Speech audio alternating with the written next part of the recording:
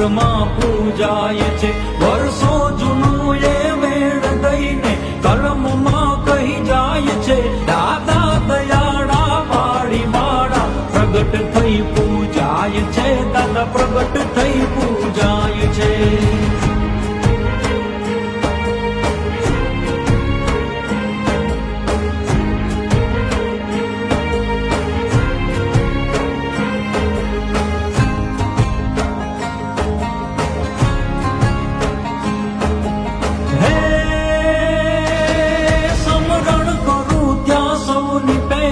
દેવ દયાળો ડગમકે વારે ચડે ઈ વખત સમયે એથી એને જગ ઝુકે. તલવારમાં એ દુઃખ હરતા હરતા માનવ સૌ સુખે.